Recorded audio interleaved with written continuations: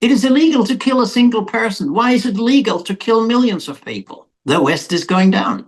And it's not going down because China is threatening it, or Russia is threatening it, or anybody else is trying to kill the West, or invade the West, or undermine the West. We are going down, well, you might say because of macro history and all empires go down. But the way we go down now is thanks to self-destruction.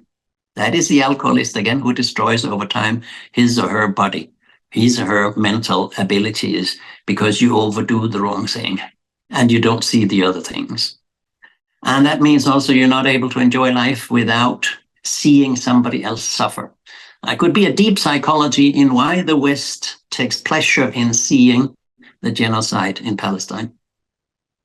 I say take pleasure, and it's a very nasty comment. I say take pleasure because if not somebody took pleasure in seeing Russia being defeated or people killed in Palestine, we would stop it. It's perfectly possible to stop, whether by civilian economic means such as sanctions, by military intervention, by humanitarian intervention. Hey, where did that disappear to? When they bombed Yugoslavia, which is almost on the date 25 years ago, they said it was a humanitarian intervention to prevent a genocide. Now, I was a mediator for 4 years in Kosovo between three governments and President Milosevic on the one side and the civilian leadership by Dr. Rogova, the civilian nonviolent leadership of Dr. Rogova, who was the leader of Kosovo at the time. He wanted independence, but he didn't want a war. And I know that there was no genocide. And there's no genocide that has ever been proved since then. But they invented the idea of humanitarian intervention to invade, to control, to split Yugoslavia and to split Kosovo out of the structure. Now, have you heard a single person say, we need a humanitarian intervention to stop the manifest, the very clear, the well-documented genocide in Palestine? Nobody said that. Have you seen anybody talking about the fact that I don't know how many millions it is, but it's at least 5 million people who have died the last couple of decades in Congo? Have you heard anybody talking about intervening there? And the genocide in Rwanda, there were lots of things going on that would have motivated a humanitarian intervention by the Western world. I argued for it. No, they don't do that.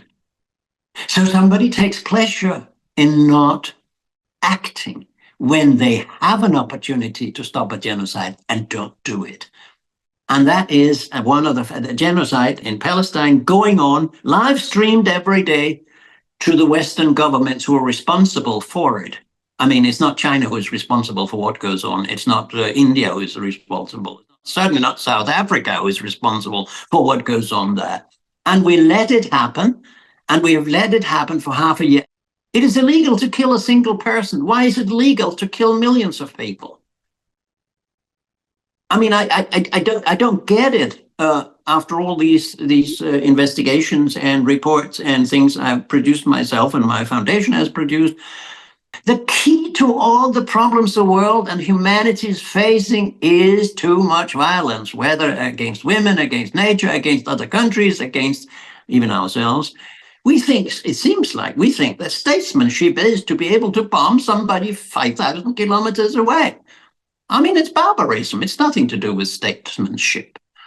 And it's the wrong thinking. There's more than enough for everybody's needs, but not enough for everybody's greed, as Gandhi seems to have been saying.